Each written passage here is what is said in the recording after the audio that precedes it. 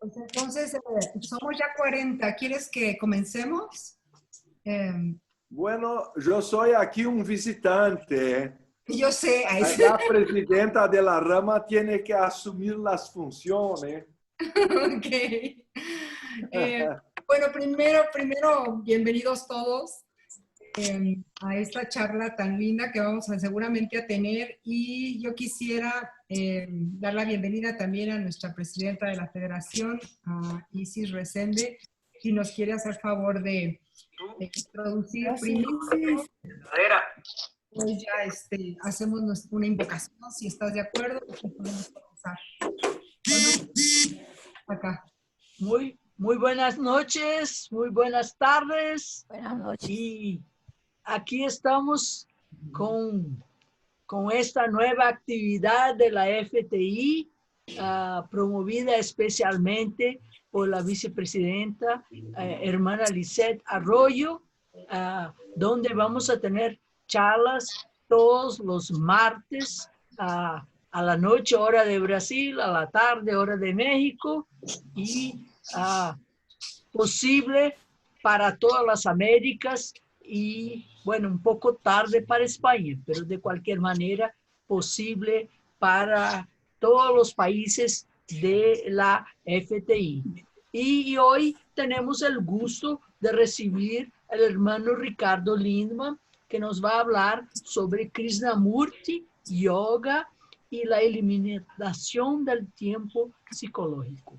Como probablemente muchos de ustedes ya saben, Ricardo Lindman es teósofo desde 1979, fue presidente de la sección nacional de Brasil por 9 años, fue miembro del Consejo Mundial durante algún tiempo y tiene mucho estudio y mucha cosa a contribuirnos. Es también obispo de la Iglesia Católica Liberal, tiene una larga experiencia en teosofía y también en rituales y estos asuntos complementares al estudio teosófico. Entonces, y hoy nos va a hablar justamente de Krishnamurti, la eliminación del tiempo psicológico. Entonces, con la palabra, Ricardo Lindman para hacer su presentación.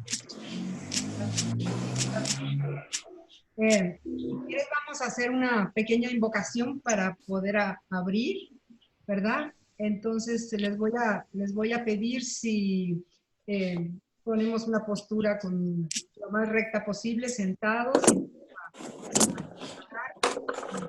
Invocación, por favor.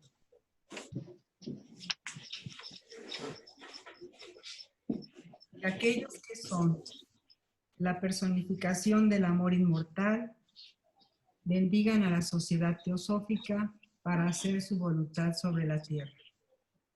Que ellos la inspiren con su sabiduría, la fortalezcan con su poder y la vitalicen con su actividad. Que así sea. Muchas gracias. Y ahora sí, bienvenidos todos y le damos la palabra a nuestro querido Ricardo. Hermanos y hermanas, muchas gracias por esta oportunidad. Es muy especial estar aquí con Lisette, con Isis y tantos amigos y hermanos de tantos países y ya he perdido la cuenta. Estamos acá en Brasilia, capital federal de Brasil, y no sé con qué condición de transmisión. No sé si hay alguna, yo solicitaba una ampliación de banda de radiación hoy, pero llegó el técnico solamente a las 7 de la noche, no fue más posible. Entonces, si cae la línea, yo retomo por el celular 4G, pero así aún puedo usar la pantalla y producir alguna irradiación de diagramas. Por favor, que cierren los Estaba a micrófonos. cargo de Giovanni, Sí, que es un colombiano de Belo Horizonte, ¿no es así? sí. Qué maravilla. Ya es brasileño entre nosotros. Perdón, pueden cerrar los micrófonos. Por favor, que cierren los micrófonos porque hay un ruido y no se escucha bien por eso. Giovanni puede cerrar los Ah, micrófonos. sí, voy a cerrarlo. Está bien. Bueno. Y entonces, si hay alguna dificultad para me oír, solicito particularmente de Giovanni que me avise. Muy bien. Está muy bien, gracias. Disculpa, ¿el anfitrión no puede cerrar los micrófonos? Sí, ya estoy cerrando. Y yo pasé la función de anfitrión a Giovanni. Sí, ya estoy cerrando los micrófonos. Bien, ¿qué te anda pasando? ¿Por qué estás yendo a Estoy cerrando los micrófonos. Vamos a empezar por lo más Perfecto. importante. Está pasando. Hay un solo botón donde cierras todos. Sí, ya. Ah, Perfecto. pero no era en septiembre, ¿no? Habías dicho que tenías uno en septiembre. Más tengo que dejar el dedo. Menos los de Ricardo, pues si no, ¿cómo va a hablar? Cierra todos y nada más Ricardo abre el suyo. Porque si no, es un relajo. Todo tienen abierto. ¿Qué relajo? ¿Qué falta de educación tienen? Perfecto, ya cerré. No, el problema, creo, de Giovanni es que algunos ingresaron Es por angustia, por la preocupación de cerrado. todo eso, bien, o viene Debe bien. ser eso. Perfecto, Me ya puedes gustaría continuar. tomar para inicio de nuestra práctica la comprensión de que Krishnamurti y el yoga tienen muchos puntos en aspectos de semejanza o comunes, aunque, por supuesto, tengan especificaciones de lenguaje distintas. El lenguaje de Krishnamurti es más psicológico y la tradición del yoga tiene una inclinación más práctica y, claro, la tradición milenaria de India. Entonces, el lenguaje original es el sánscrito, pero aún podemos encontrar muchos puntos de convergencia. Y yo creo que Krishnamurti ha tomado la decisión de, vamos a decir, liberarse de la tradición e inducir a los seres humanos una autodescubierta, una autoinvestigación que sea autónoma o independiente y que no necesite apoyarse en nadie. Ese es el punto tal vez más libertador de la posición de Jiddu Krishnamurti, que entonces no se pone en una posición de gurú o de asumir una posición personal de comando, sino que delega a nosotros la función de descubrir la causa de nuestro sufrimiento y también ser, o por qué no, los libertadores de nosotros mismos. Entonces, es la grandeza de la posición de Krishnamurti, enfatizar el lado psicológico de la meditación como camino de liberación. También el yoga es muy práctico, es soteriológico, está preocupado en libertar al hombre del sufrimiento, salvarlo del sufrimiento. Entonces, el primer punto que me gustaría poner con énfasis es que hay prácticamente una unanimidad en los pensadores y místicos de la antigüedad de que la ignorancia es la causa del mal o del sufrimiento. Eso es muy importante, porque ¿a dónde encontramos un punto? Como decía Arquimedes, que si hay un punto fijo, se pone la alabanca y se puede así llevar el mundo.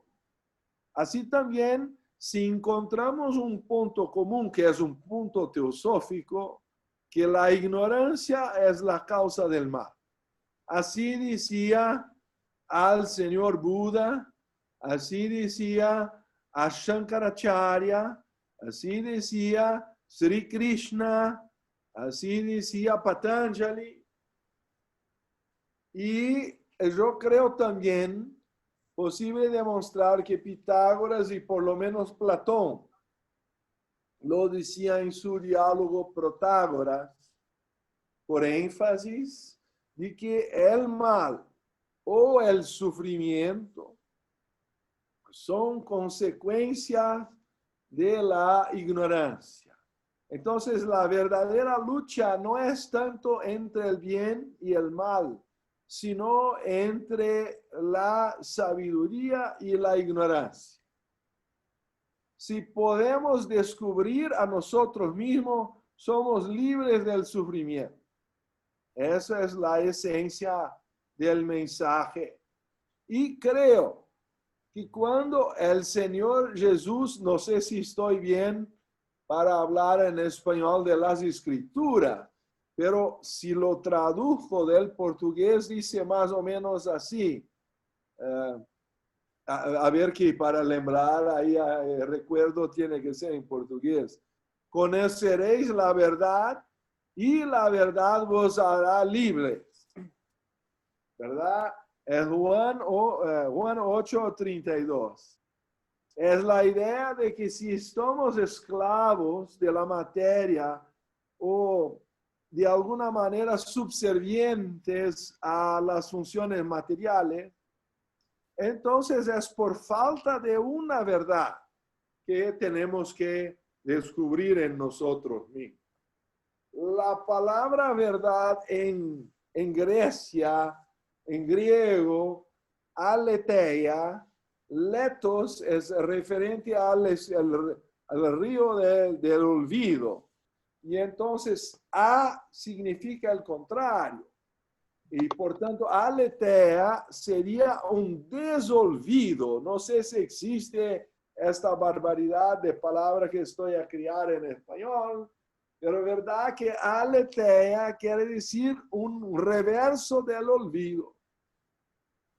Y es la expresión en griego para la verdad.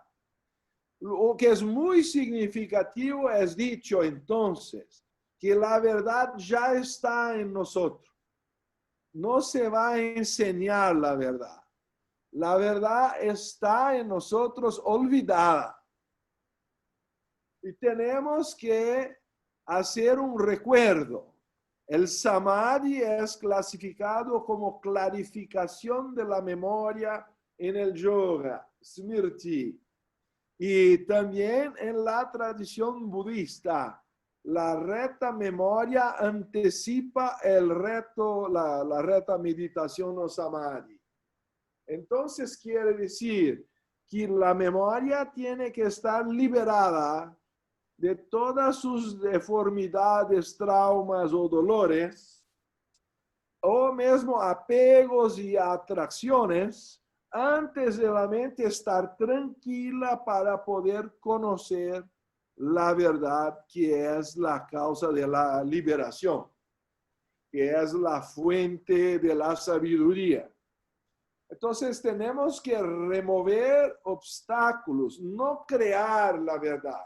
Nosotros no vamos a crear conocimiento divino, no se crea teosofía. Se remueven los obstáculos como nubes que tenemos que afastar, porque es importante perceber que todos estos maestros y filósofos están a nos decir desde la antigüedad que la verdad ya está en nosotros y tenemos que recordarla. No se enseña teosofía, se recuerda. Esa es una maravilla. No hay un poseedor, ni siquiera la sociedad teosófica, ni siquiera la señora Blavatsky eran poseedores de teosofía.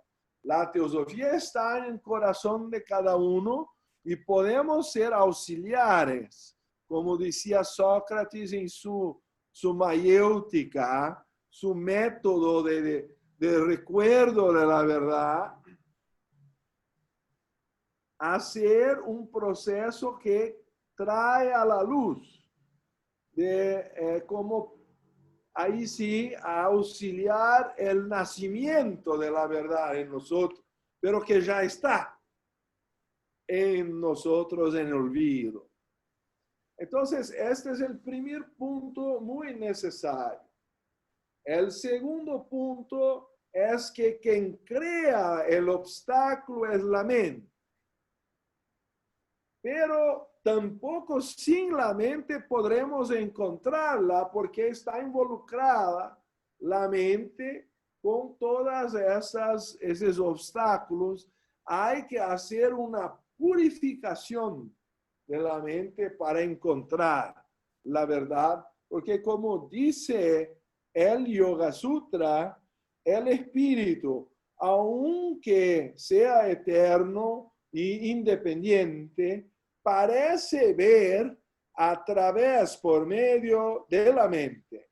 Entonces, si la mente es el vehículo por el cual el espíritu está, el vidente está a mirar la vida, tenemos que purificar nuestros anteojos.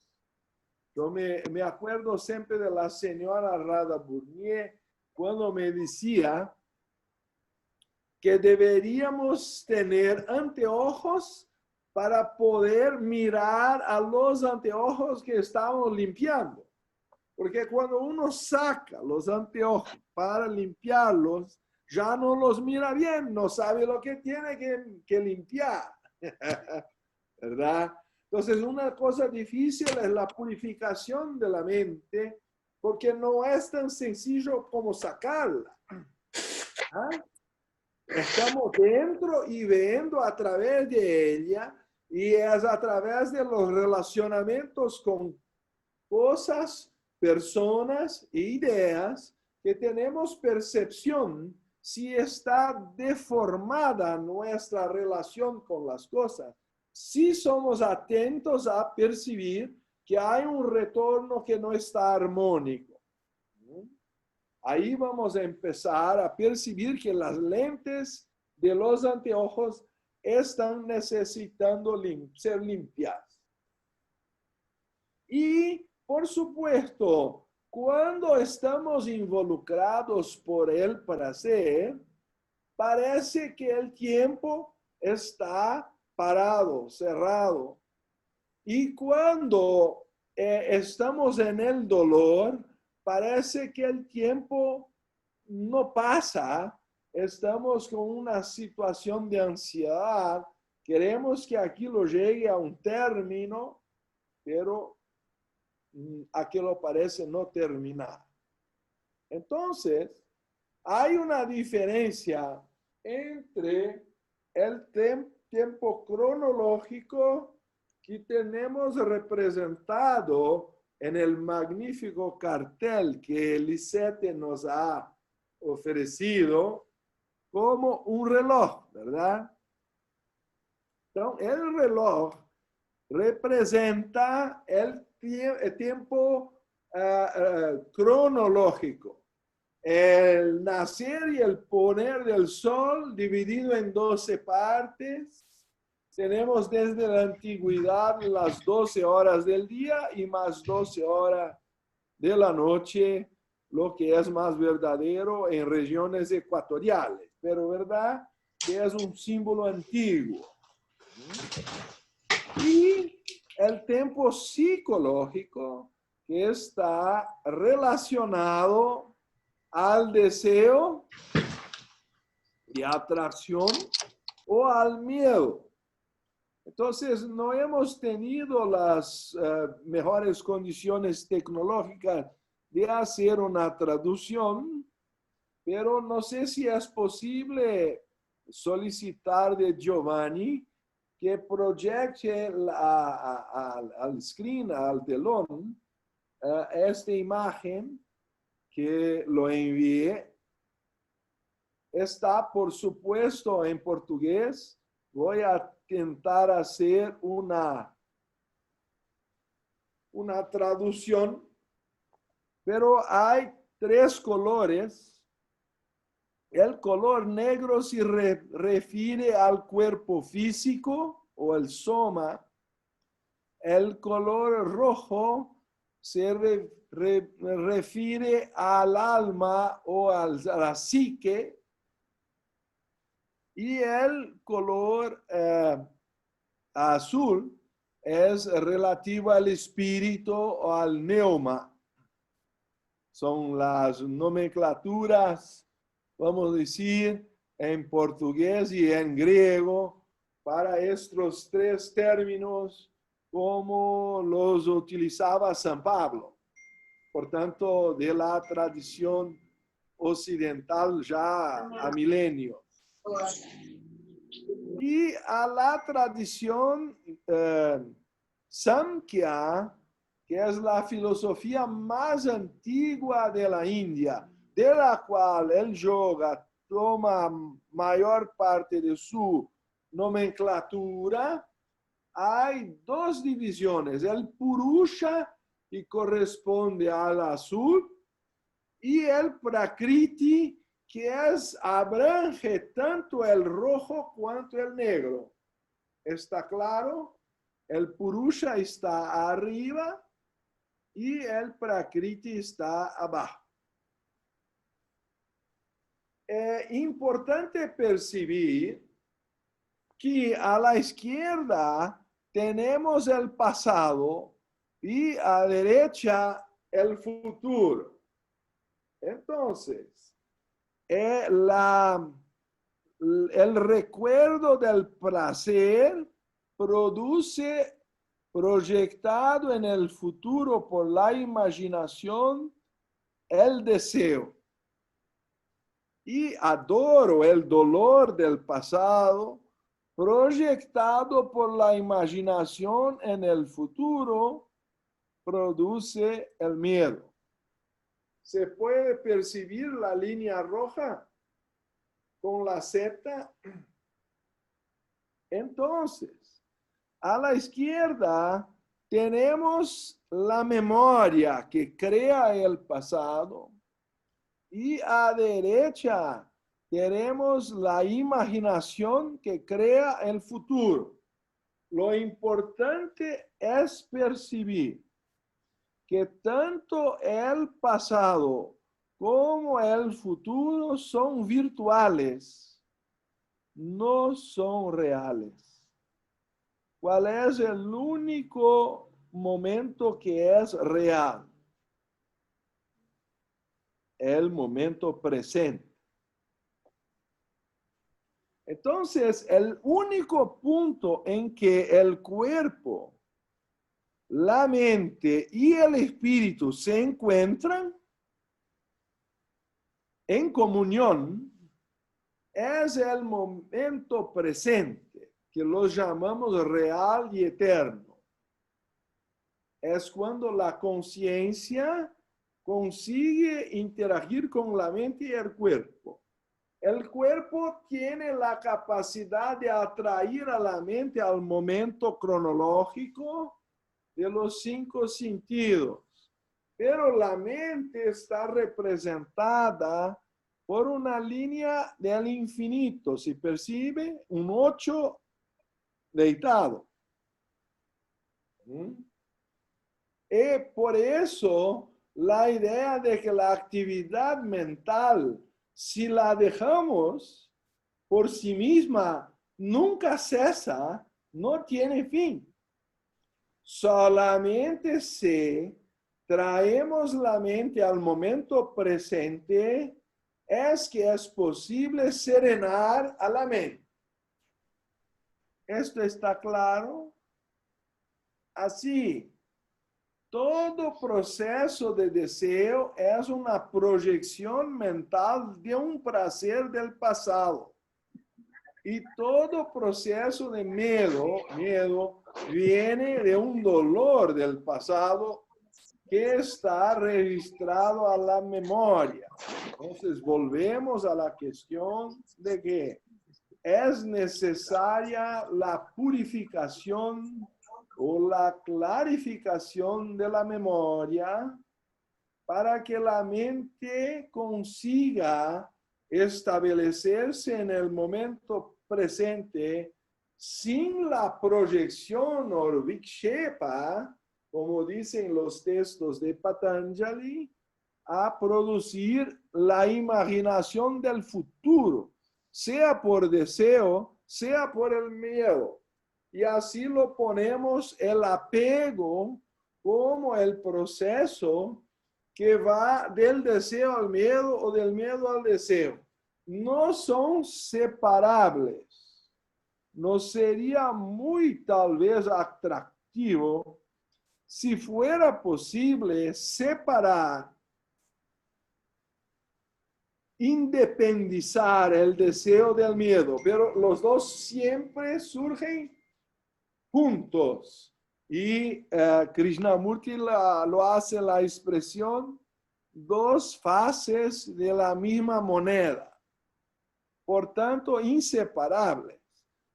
Entonces, si yo tengo deseo de vivir, es también verdad que tengo miedo de morir. Y si hay miedo de morir, es porque hay deseo de vivir. Los dos son inseparables.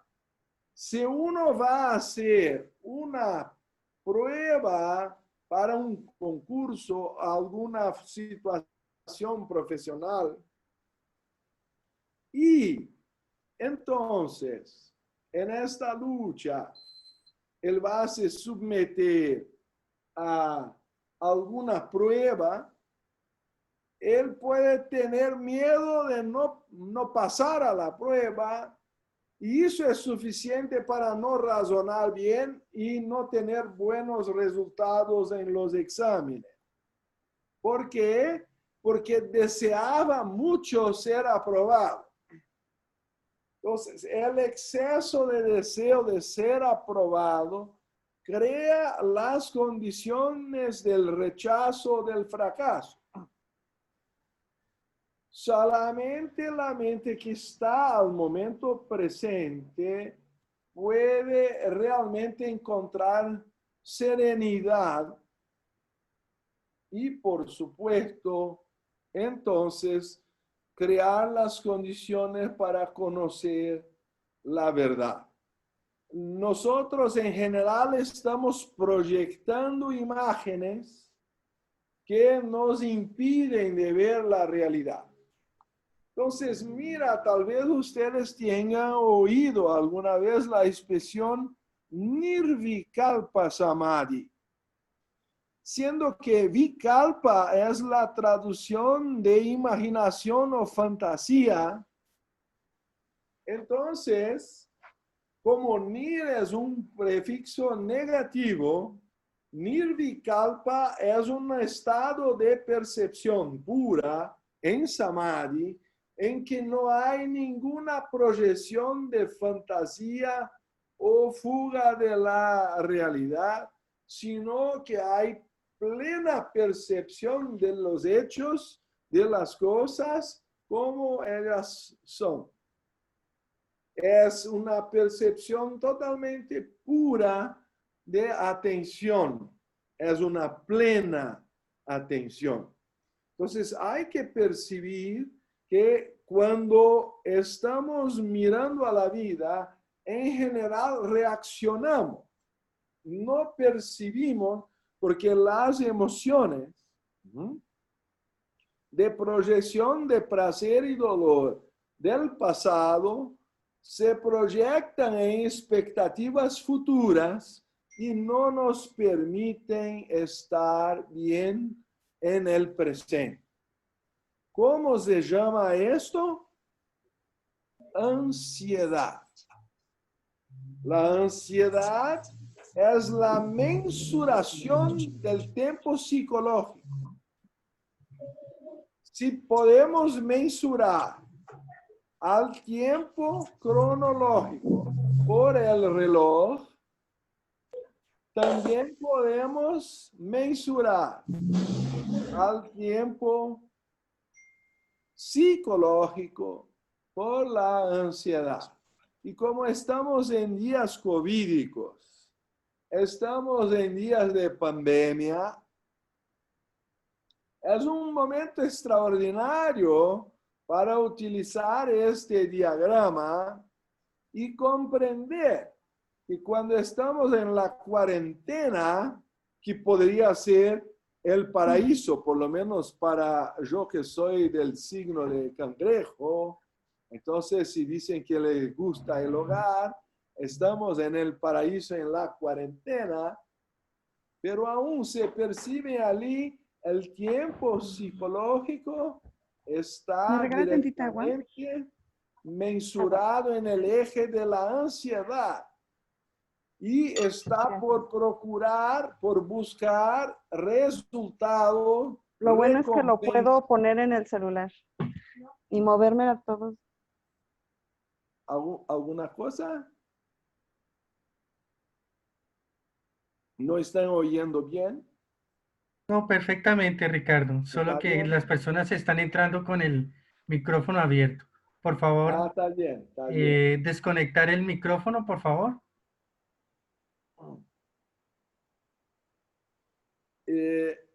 Entonces, nuestro esfuerzo ahora es primero de comprender que cuando estamos bien con nosotros mismos, estamos felices y el tiempo para, estanca, no necesita ir a lugar ninguno, está bien donde se está. No hay ansiedad para estar en otro lugar o con otra persona o en otra circunstancia. No se está en busca de algo. Me gustaba mucho una frase de la señorita Joy Mills, que fue nuestra vicepresidente mundial muchos años, al tiempo de la señora Rada incluso. La señorita Joy Mills o tiempo de John Coates. La señorita Joy Mills decía, meditación es estar donde se está. Meditación es estar donde se está.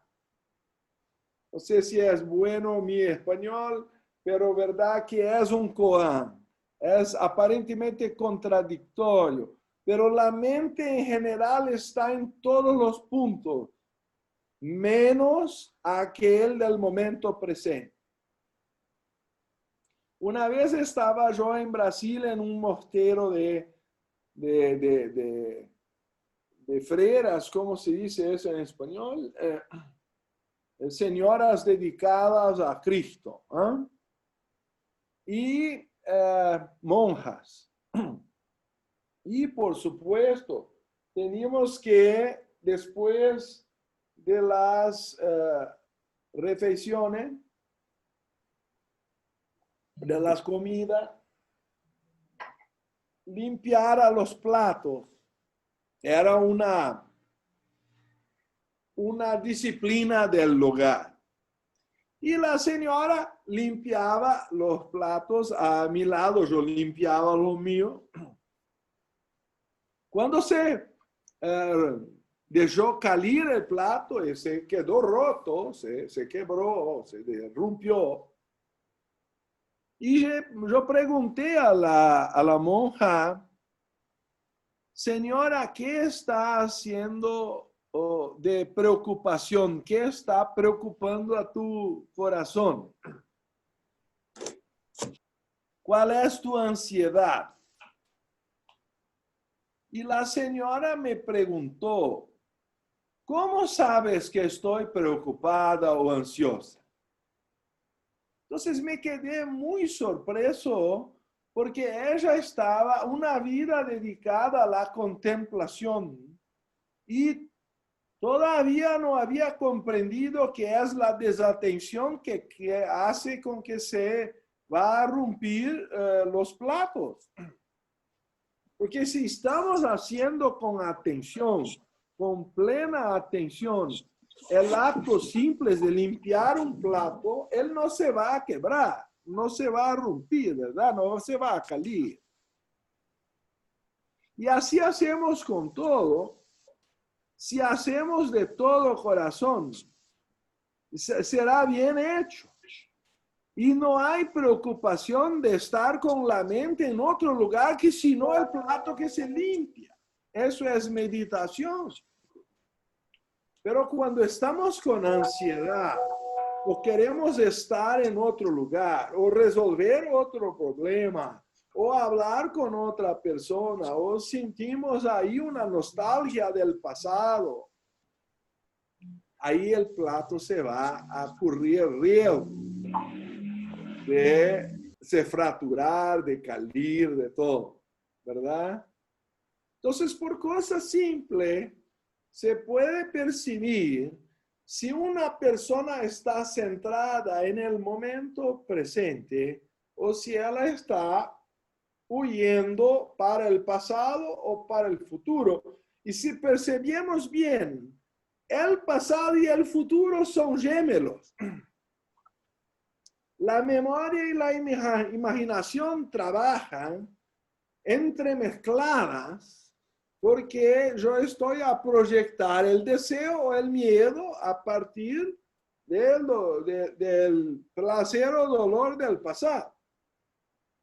¿Y cómo entonces vamos a nos libertar? ¿Cuál es el camino de la paz? Del camino en que el tiempo psicológico llega a un cero. Se puede oír la voz del silencio. Eso se hace cuando no hay proyección en nirvikalpa, no hay ninguna proyección de expectativa. Todo está bien. No queremos que sea distinto de lo que es. Sea exigir de nosotros mismos, sea exigir de los otros, sea exigir de los hechos y de circunstancias. Cuando podemos dar gracias y decir todo está bien, cuando no hay ninguna preocupación, porque todo está regido por las leyes divinas y lo entregamos todo a Dios, o a nuestra respiración está tranquila, eso es la paz. Entonces podemos estar en cuarentena, podemos estar en cualquier parte. Si no hay la presión de busca de placer o dolor, ya la mente está tranquila. No está buscando recompensa, reconocimiento, aplauso o resultado de dinero o confortos o posesiones. No quiere posesionar a las personas. Poseer personas es lo que se llama celos. Es la manera de poner el amor en vacaciones. Cuando no hay amor, el primer síntoma es en general tener la intención de controlar o dominar al corazón del otro. ¿Por qué podremos querer eso si la verdad y la luz ya están en nuestro corazón? ¿Por qué estamos proyectando afuera la luz que ya está adentro? Esa es la pregunta. La pregunta que viene de un mecanismo automático de proyección que no estamos mirando con atención. Si miramos con atención que el maestro ya está en nosotros, que nuestra mente está en el corazón del maestro, que no hay necesidad de ir a parte alguna. Y la mente está donde se está, ahí se logró la meditación. Se logró la eternidad del momento presente. Se logró un estado de felicidad porque se conquista la unidad de todas las cosas. Eso es un estado luminoso. Él puede perdurar en percepción por un instante o por toda la eternidad. Un maestro sabe mantenerse en ese estado, pero todos nosotros podemos encontrarlo, ni siquiera que sea por un instante muy corto. Y yo espero, yo tengo la fe de que una plática sobre esta temática puede ser suficiente para, por lo menos por un instante, se experimentar esa luz que no se apaga, esa luz que no necesita ser encendida, porque nunca se apagó.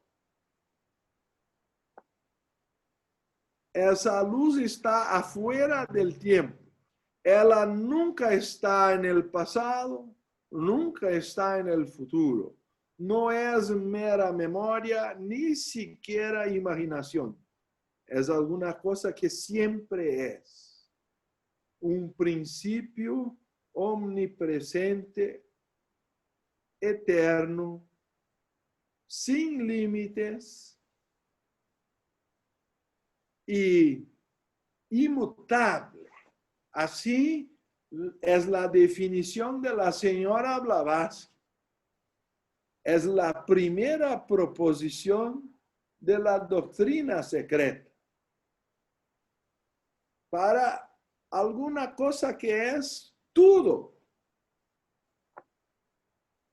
El absoluto. Y no es una cosa que no podamos explicar, porque no es mental, pero cuando el tiempo para, ahí está el misterio de la vida. Se puede leer mucho sobre eso, pero si la mente no está parada, el misterio no es conocible. Eso es conocible, desvendable. Es la Isis desvelada cuando la mente aproxima el pasado y el futuro y los neutraliza en la serenidad del momento presente. ¿Verdad que eso es todo? Entonces, el amor es un estado de percepción en que no hay necesidad de más nada. Es felicidad, es paz, es percepción de unidad y es atención pura. Cuando sabemos que alguien nos ama.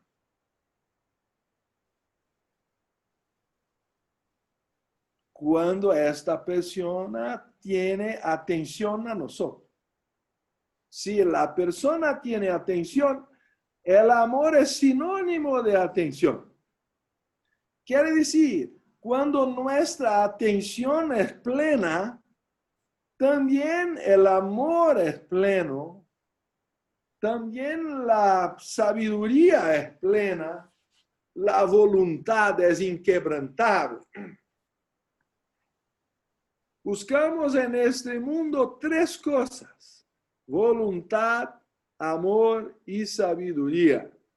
a veces se los pone como autodominio, autoentrega y autoconocimiento. Son funciones del alma que son reflejas a sí misma. Son facultades que no dependen de nadie, sino de uno mismo. Creemos que el amor necesita a otros. Creemos que la voluntad necesita triunfar sobre obstáculos. Creemos que el conocimiento tiene que ser sobre alguna cosa. ¿Verdad que la voluntad esencial, el amor espiritual y la sabiduría no necesitan de objeto? Es Atma Vidya, el conocimiento de uno mismo. Puede durar un instante, una kshana, como dice Patanjali. Podemos después con la meditación y la plática ampliar ese tiempo entre un nube y el otro. Entre un nube y otro hay un sol. ¿Verdad que el sol siempre está allá? Pero creamos la sensación de que hay que producir lluvia para tener la vista del sol. Creemos que hay que satisfacer al deseo para ser feliz. Porque creemos que el deseo impide la felicidad. Entonces, como una nube está a tampar el sol, creemos que hay necesidad de satisfacer al deseo para que el nube se remueva, aunque por poco tiempo. Estoy diciendo que hay otra opción, que es posible encontrar un espacio entre el nube de pensamiento y deseo y otro. Son formas, pensamientos, si lo quiere. Cuando se encuentra este pasaje de luz, ya se ganó el Supremo. ¿Verdad que en pocos minutos puede más una vez la lujuria, la furia o la ira, la soberbia, la ganancia, la pereza? Son nubes, la envidia, la avaricia. Todos los cristianos han clasificado esas 7 nubes. Puede pensar en más alguna, pero son artificiales. Son creadas por nosotros mismos. Entonces es posible estar en un estado de percepción plena en que no se crean las nubes. Eso es meditación. Entonces, no sé si está claro que la felicidad viene de adentro por la verdad que ya está en nosotros.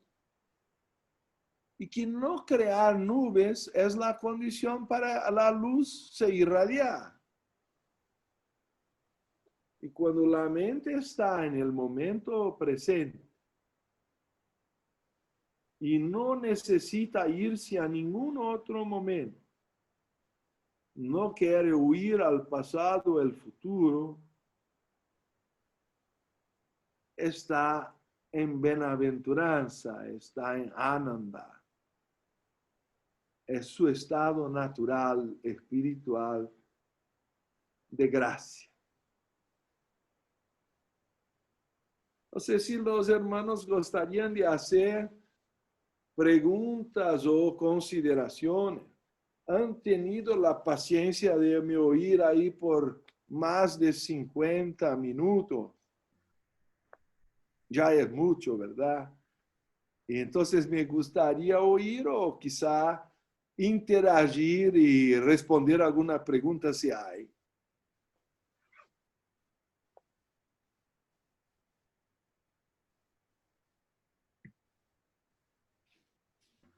Están abiertas los micrófonos para las preguntas.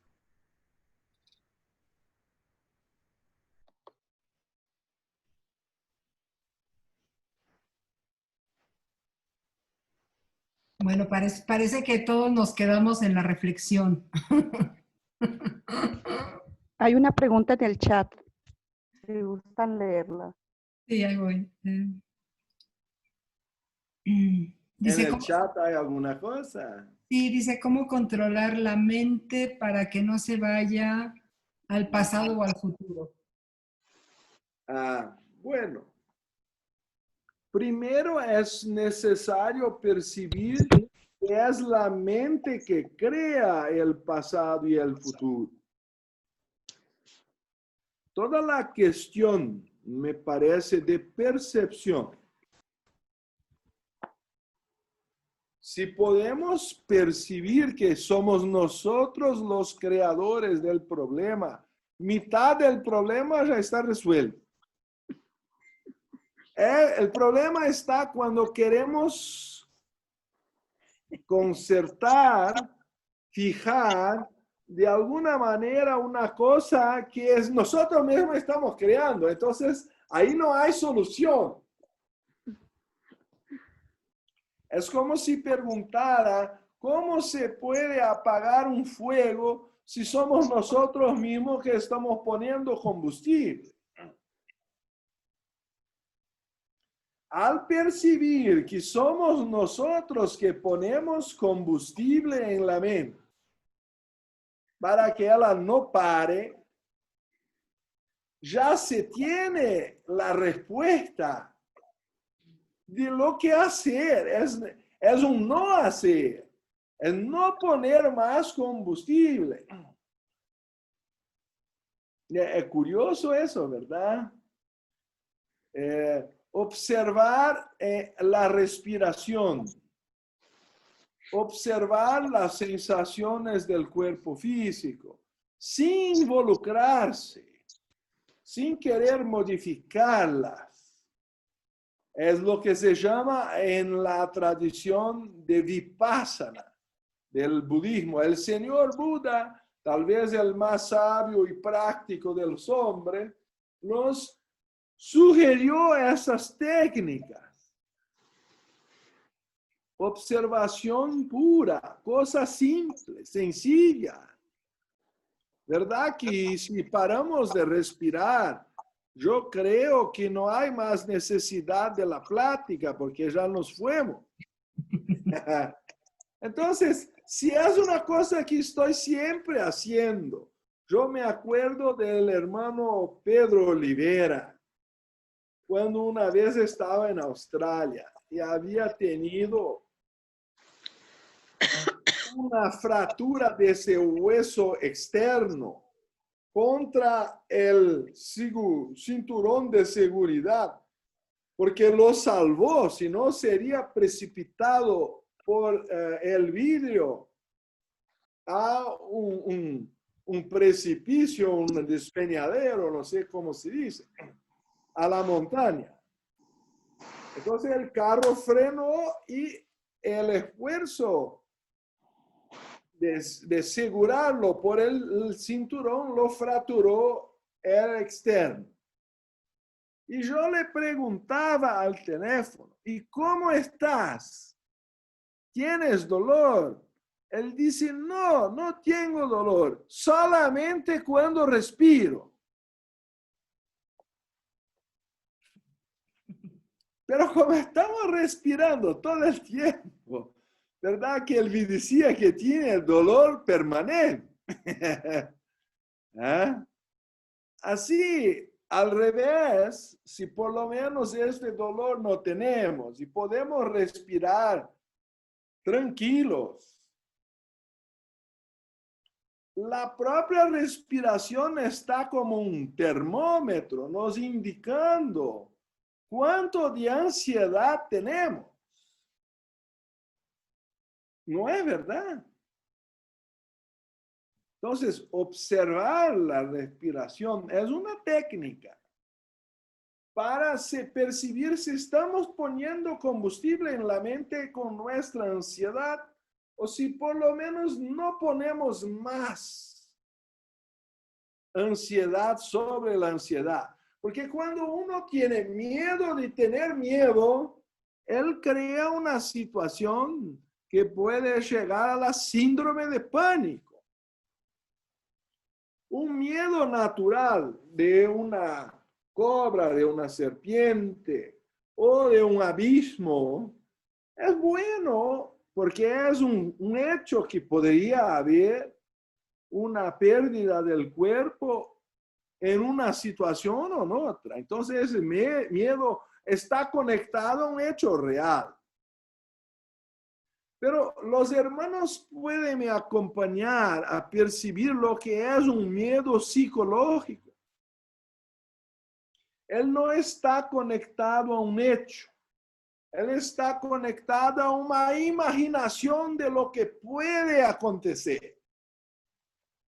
Entonces, cuando el miedo está conectado a una creación mental, él puede se potencializar al infinito. Porque él no está involucrado en el tiempo cronológico o un hecho circunstancial. Él se despliega para el infinito. Entonces uno puede crear miedo y tener miedo y miedo de quedarse ansioso y quedarse con miedo de ansiedad. Y eso se crea en un looping que no tiene fin. Entonces tenemos que traer la mente a cosas concretas y a hechos que no sean creaciones de la mente. Porque si no estamos poniendo combustible en la ansiedad, ella crece. ¿Será que estoy siendo muy teórico? Observar la respiración es la esencia de Vipassana.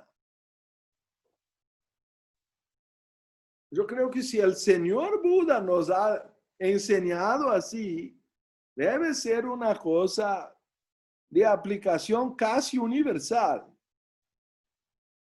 Hay técnicas más rebuscadas de meditación, pero por la respiración contemplada, no controlada. Controlada ella es pranayama. Ahí tenemos otros objetivos. Pero para serenar la mente, la contemplación de la respiración es una técnica fabulosa. También por el sonido continuo o por la expectativa de continuar oyendo un sonido. Se llama eso mantra. Entonces voy a dar un ejemplo. Cuando hay una ola que se va a cerrar sobre el mar,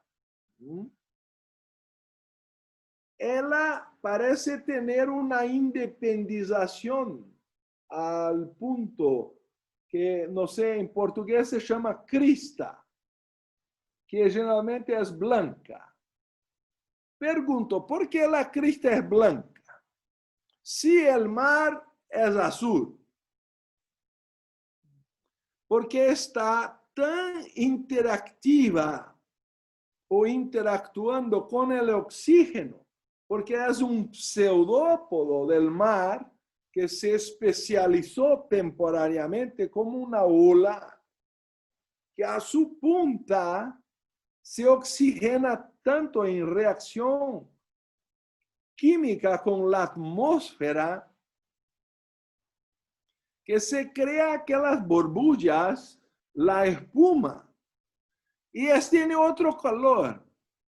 Nosotros somos como la espuma del mar.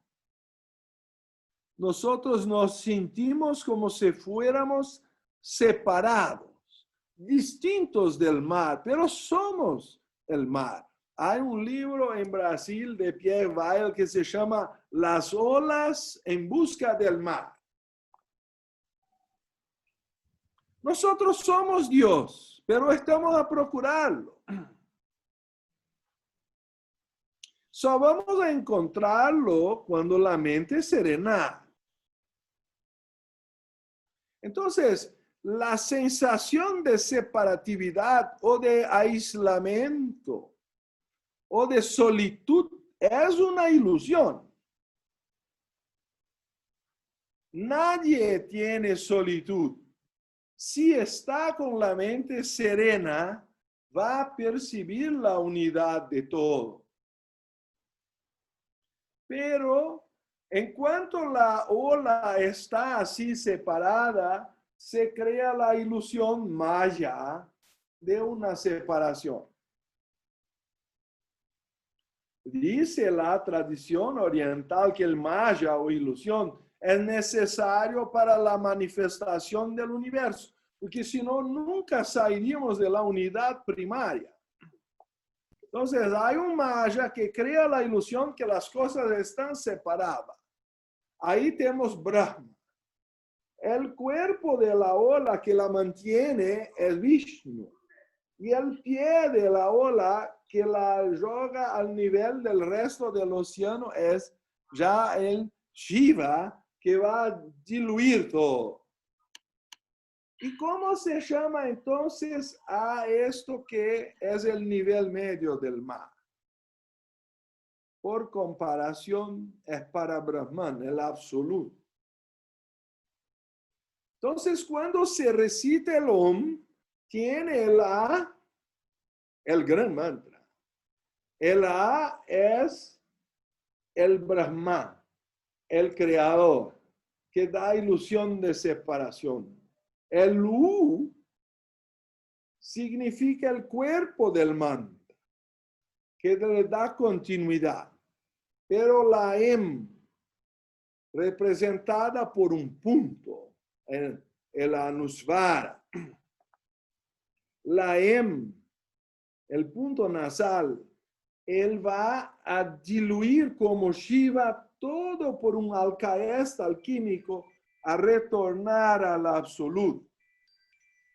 Entonces, si conseguimos meditar en el significado del Om, eso enseña Patanjali, no es suficiente recitarlo, es necesario meditar en el significado, en su significado.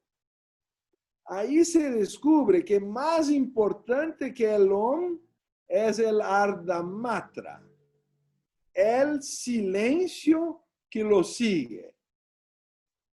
Entonces hay 4 cosas: A, U, M y el silencio.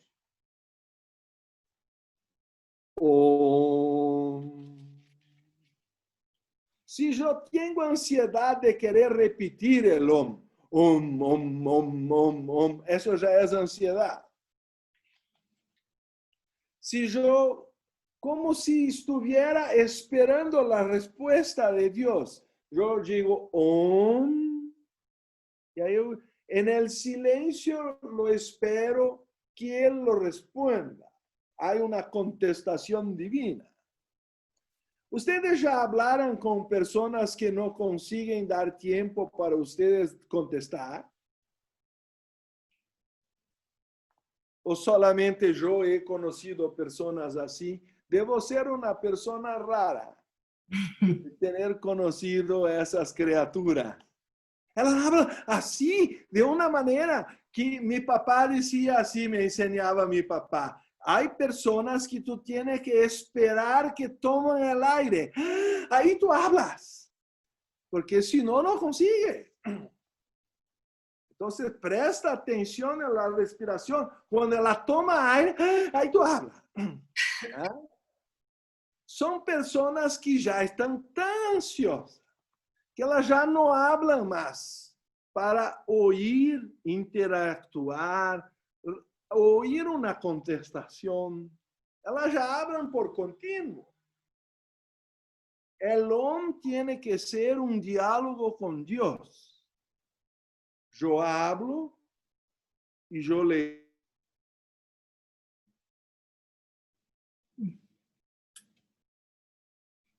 Yo hablo y yo leo. Y vuelve al mar. Viene a la tierra, vuelve al mar. Si quieren saber cuál es el sonido del Om, escuchan a las olas quebrando a la playa. Es el sonido del universo. Una ¿cómo se dice? Una concha que se pone al oído. Tiene el sonido de la profundidad. Se hace un viaje al océano. Entonces esas cosas están todas en nosotros. Hay que recitar el OM y meditar en la continuidad inaudible. Él se va diluyendo en un silencio y lo continuamos mentalmente y lo continuamos oyendo como si él llegara a Dios y volviera. Y el mantra es un camino extraordinario para producir el silencio de la mente. Yo lo expliqué bien, está claro. Enseñé las dos técnicas más antiguas de Buda y de Patanjali. No hay ninguna novedad. El maestro dice en las cartas que las técnicas son siempre las mismas. Se va a poner incienso, arreglar la alimentación, reducir los impulsos animales y hacer contemplación. Eso está en las cartas de los maestros. La teosofía no es una novedad. Hay que ponerla en práctica, ¿verdad?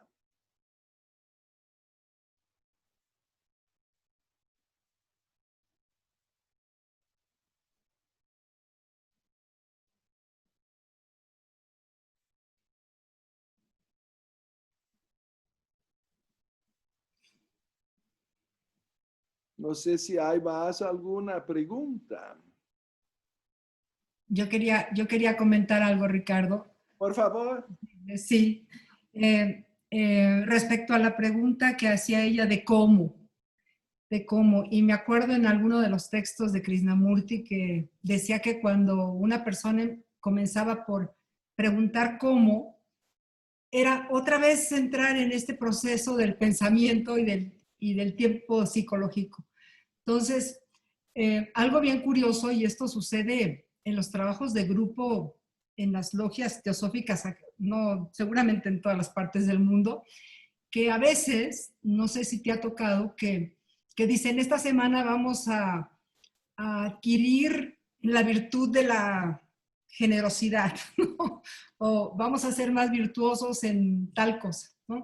Entonces, lo que dice Krishnamurti, el nosotros querer establecer un método para adquirir una virtud o para liberarse de algún estado de ansiedad, de depresión, de dolor, de todo esto, este es un camino falso, dice él, porque nosotros seguimos metidos en este tiempo psicológico en el que nos estamos enfrascando y porque tenemos ese estado que tú dices de ansiedad por alcanzar algo que finalmente no es a través de un tiempo cronológico que se va a alcanzar. Y ahí es a donde nosotros nos enfrascamos en este tiempo que lo llama Krishnamurti como el tiempo psicológico, ¿no? Yo me estaba ahorita que hablabas de la monja distraída, hoy rompí un vaso, curiosamente rompí, ¿no? Entonces, ¿pero por qué rompí un vaso? Pues obviamente porque no estaba con la atención plena cuando estaba lavando el vaso, o algo que puse encima y por allá fue a dar el vaso, ¿no? Porque estaba pensando en Ricardo y en la plática y en, en otras cosas, ¿no? Pero ahí es a donde uno tiene que volver a la atención. O sea, es algo como, yo digo, a veces poco complicado y que uno se lo complica con la mente, ¿no? Entonces, cuando Krishnamurti dice, tienes que aprender, que no pensar, dejar de pensar para liberarte de ese tiempo psicológico. Y dices, bueno, y entonces ahí es luego cuando decimos, ¿y cómo hago para controlar? ¿O cómo hago para...? O sea, siempre como que el ser humano está en busca de un método cuando a lo que te invita Krishnamurti es a lo que tú nos estás diciendo, es abre los ojos. Si vas a limpiar los lentes, pues ábrelos bien para que queden bien limpios y puedas ver, ¿no? O sea, ver claro, tener esa atención que es ese amor del que tú hablas. No sé, como que es esa parte para aprender o entender cómo liberarnos, no a través de un tiempo psicológico, de decir de aquí a una semana voy a ser una mejor persona, cuando a lo mejor en este momento lo podemos ser. No sé si me explico.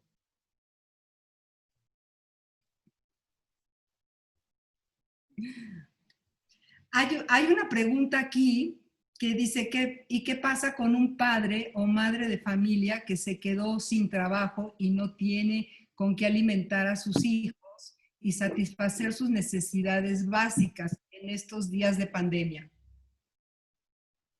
Bueno, verdad que hay cuestiones sociales que a veces queremos resolver todo el mundo. Pero si yo me voy a quedar también preocupado con todos los problemas del mundo, yo no voy a conseguir dormir, ni siquiera tal vez respirar. Ahora, si hay un problema concreto de una persona, y si esa persona soy yo, ahí vamos a ver cuál es la responsabilidad que yo tengo con esta situación. Otro día yo estaba caminando por la calle. No me gusta mucho dar dinero a los pidientes, porque por lo menos en Brasil se cambia eso por drogadicción. Estas drogas son cada vez más baratas y más destructivas, porque cuanto más baratas, menos purificada, ¿no es? Entonces yo me siento en la duda de no estar contribuyendo para la destrucción de uno.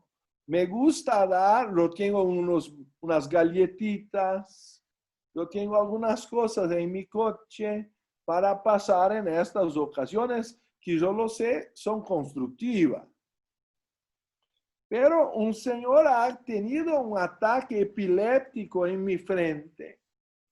Y entonces le pasé una cierta cantidad, como sería unos $10, un poco más, para comprar un remedio que decía no le alcanzaba el remedio para impedir el ataque epiléptico. Y algunos que estaban alrededor me dijeron, no, eso es una farsa, le pone una espuma en la boca y se pone al piso. Digo, bueno, por la batida de la cabeza fue tan fuerte contra el piso que yo no creo que sea falso, pero aunque sea, está muy necesitado para hacer eso. Entonces, en estas condiciones, cuando se pasa a frente de uno, no es un problema creado por la mente, es un hecho kármico que demanda una reacción inmediata. Si yo voy a teorizar sobre todos los dolores del mundo, no voy a conseguir resolverlo. Entonces yo me fijo en la causa de todos los males, que es la ignorancia.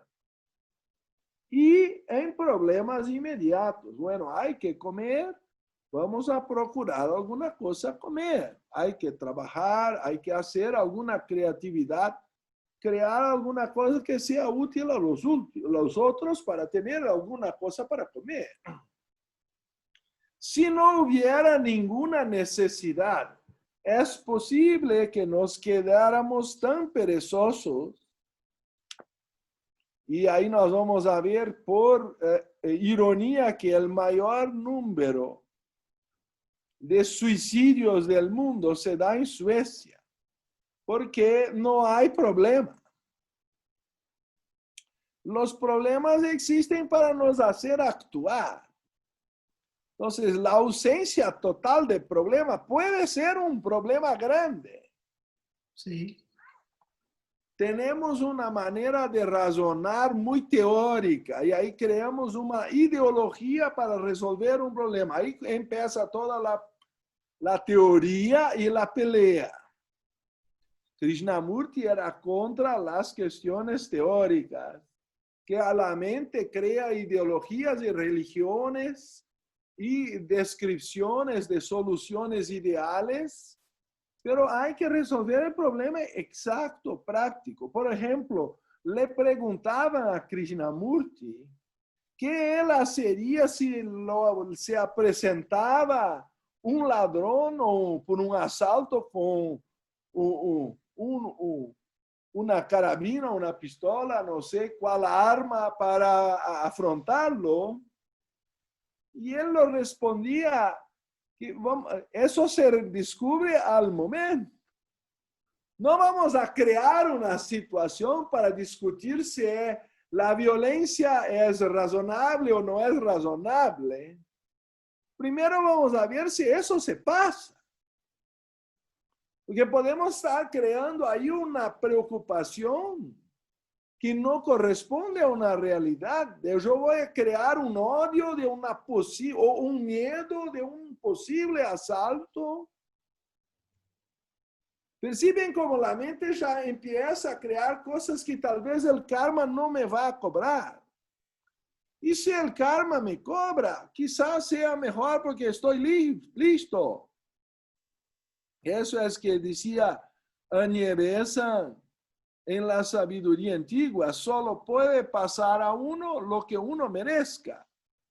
Pero podemos ayudar a los otros a la medida de lo posible y de los hechos, no de especulaciones.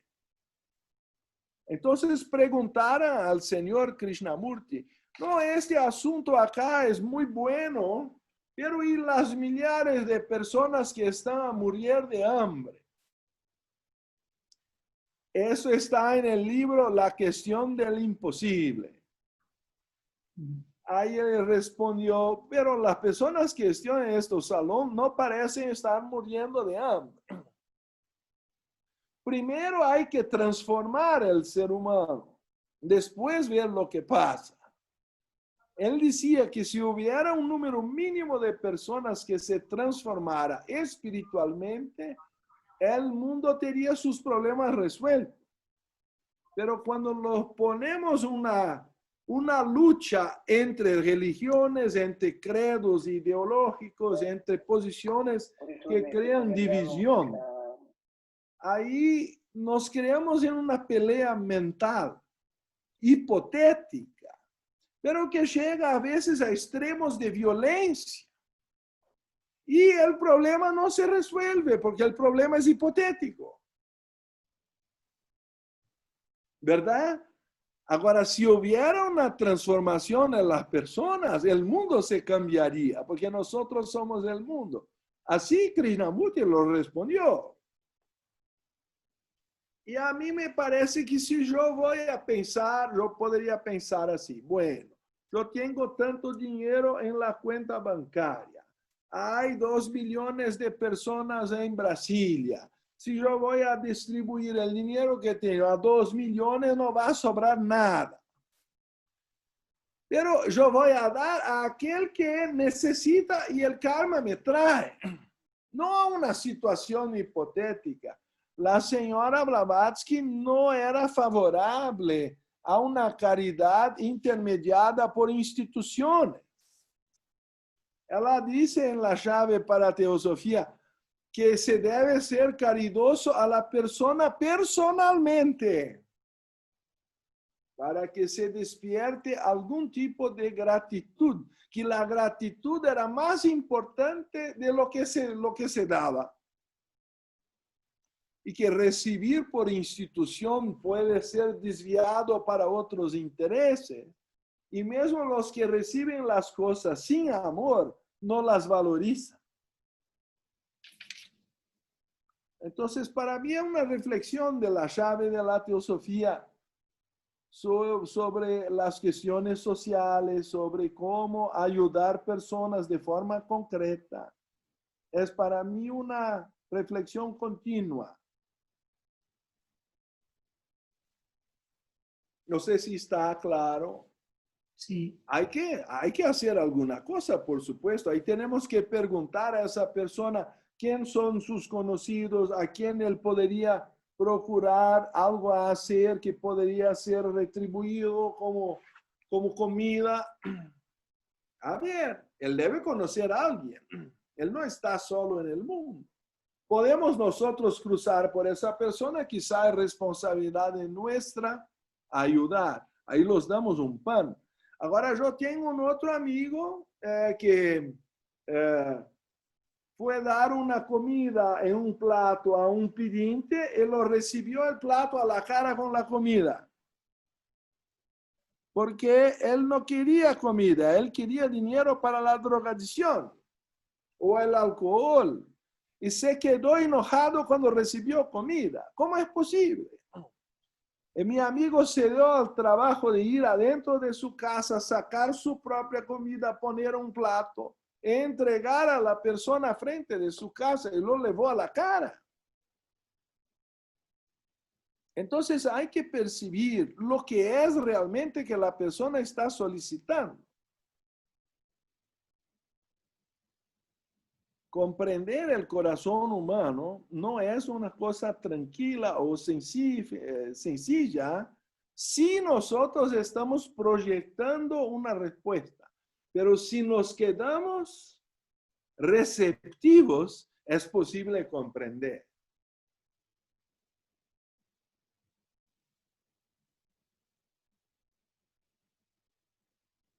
Muy bien, gracias. ¿Alguien tiene alguna pregunta, algún comentario? Buenas noches, yo sí quisiera comentar algo. Soy Jesús Zúñiga, de aquí de la logia Rama Aura. Y pues agradecerle al señor Ricardo Linderman su tiempo que nos ha brindado en esta noche, porque explicó de manera puntual la causación subjetiva cósmica budista, que es la rueda de la verdad, que va justamente desde el anuloma hasta el pratiloma. La causa de todo sufrimiento, bien como lo mencionó, pues es la ignorancia. Pues sí, como decía a su vez Platón en la música de las esferas, que el que recuerda, pues es porque ya sabía ese conocimiento, ¿verdad? Y definitivamente estoy de acuerdo que hay que ser como este Alcaest, que nos va a llevar a una transformación, como él lo comentó, hasta un Alcaón, es decir, de un verde germinal hasta un rojo floreciente o del caos al equilibrio. Hay un poema muy bonito que se llama Viaje a Ítaca, de Constantino Cavafis, que justamente nos vuelve a recordar que el conocimiento es recordar. Y pues yo simplemente agradecer a todos por permitirme expresar estas palabras y haber participado de esta ponencia del señor Ricardo Linderman, que puntualizó y que compartió sus conocimientos en el tema. Gracias. Gracias, muchas gracias. ¿Alguien más quisiera hacer alguna pregunta? Sí, yo. Sí, yo. Buenas noches. Buenas noches, muchas gracias por la plática, ha estado muy clarificadora. Me quedé pensando, por ejemplo, en los niños, ¿no? Creo que los niños están más conectados al aquí y el ahora, o sea, al eterno presente, que nosotros como adultos. Porque, pues cuando están jugando, están en su imaginario, realmente no están anhelando el pasado, o sea, creando un anhelo para el futuro, y tampoco están recordando el dolor, ¿no? Entonces tampoco están creando ansiedad hacia el futuro. Entonces, la pregunta es como que esta ansiedad y estos deseos, que son lo que nos tienen desanclados del eterno presente, ¿nacen cuando nos convertimos en adultos? Bueno, no sé si los hermanos han leído este magnífico libro. En portugués se dice El idilio del loto blanco, sería en español, de Mabel Collins. Y que Yo lo he leído. el obispo Leadbeater nos garantiza que no hemos dado la debida atención a este libro en la sociedad teosófica. Es escrito por un maestro de sabiduría y parece biográfico de una vida en Egipto. Y el chico Sensa ingresa en el monasterio y tenía acceso a la reina del loto blanco con mucha facilidad porque era chico y no tenía bloqueos. Y es interesante ver cómo él describe de manera como si fuera biográfica, pero en verdad es arquetípica, cómo se va perdiendo el paraíso de la infancia que tiene acceso a la reina del loto blanco, que es el Atma del loto blanco. Y se va cayendo en Avidya, que es la reina negra o de la oscuridad. Entonces es un libro que tal vez venga a gustar a la hermana que ha hecho la pregunta. Y percibimos que cada uno de los participantes de la historia representa uno de los vehículos de la conciencia. Kamembaka es el plano astral, Agmad es el plano mental inferior, y el Sensa, por supuesto, es el yo reencarnante en el cuerpo causal. Y ahí la señora del lotus es la reina, es el Atma, el Sebúa, el jardinero, es el Budi. Entonces, esa explicación es dada al final por Subarao, que era un gran iniciado. Y la señora Blavatsky en su glosario teosófico hace un resumen de la avidia o ignorancia, diciendo que es viparaya o conocimiento erróneo, plus o más las limitaciones y apego a los sentidos. Y es justo eso que va a llevar Sensa, que es el menino, el chico, se involucrando en la materia por los sentidos. Al inicio peleando con jugando juguetes con los otros chicos. Después empieza a querer ganar el juego. Así empezamos con una pelota de medias que no hace un gol, no sabemos ni siquiera contar los números. Entonces estamos jugando el fútbol por el placer de jugar. Pero a pasar de un cierto punto queremos ganar el juego. Ahí entra la competición. Más un punto nos tornamos profesionales del fútbol o queremos salarios o entonces queremos la fama. Ahí ya no se juega más por el juego, sino por un resultado.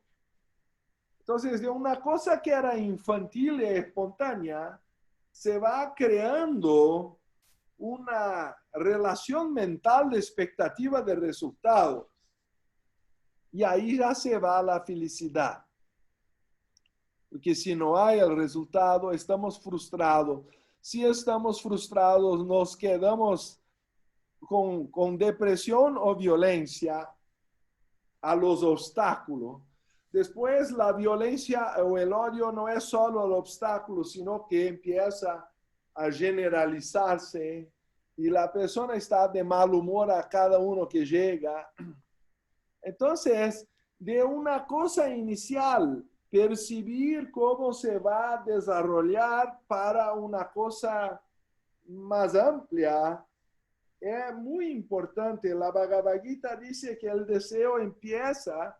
Me gusta mucho, nosotros tenemos hecho una traducción en portugués que cabe en el bolsillo. Hago la demostración, como pueden mirar acá, está en el bolsillo. ¿Ah? La Bhagavad Gita. Entonces, el 262 dice, a ver si voy a conseguir traducirlo. El hombre, pensando insistentemente sobre objetos de los sentidos, concibe un apego a esos. Del apego surge el deseo. Del deseo viene la ira. De la ira procede la ilusión. De la ilusión, la memoria confusa. De la memoria confusa a la destrucción de la razón, y de la destrucción de la razón el hombre perece. Entonces son dos shlokas de la Bhagavad Gita que dan toda la trayectoria de cómo por la conexión de los sentidos se va perdiendo el discernimiento y la razón, y el valor de la encarnación se va también a perder, porque si no hay discernimiento, no se progresa espiritualmente. Entonces me parece muy importante eso, de que el Señor Cristo nos enseñaba que tendríamos que volver a ser chicos para ingresar en el reino del cielo. Y no sé si he hecho casi una nueva charla para explicar lo que él ha dicho en una frase. Bueno, si necesitas otra charla, tienes otra charla el sábado, justamente en este mismo canal, sábado a 1:30 de la tarde, hora de Brasil, 11:30 de la tarde, hora de México, para todas las latitudes, una programación de la FTI, y esperamos a todos el sábado. Verdad que voy a repetir algunas partes de lo expuesto, pero podemos profundizar también y tomarla por otro ángulo. Muchísimas gracias. Y muchas Ricardo, gracias. mucho gusto de haberte visto. Gracias por compartir esta sabiduría, que recuerdo con mucho cariño. Sí, gracias. Muchas gracias a todos de aquí de Los Ángeles. Sí, Muchas gracias. gracias. Un abrazo a la distancia. Antes de terminar, Como siempre, muy explícito. Espero poder verte pronto en alguna charla.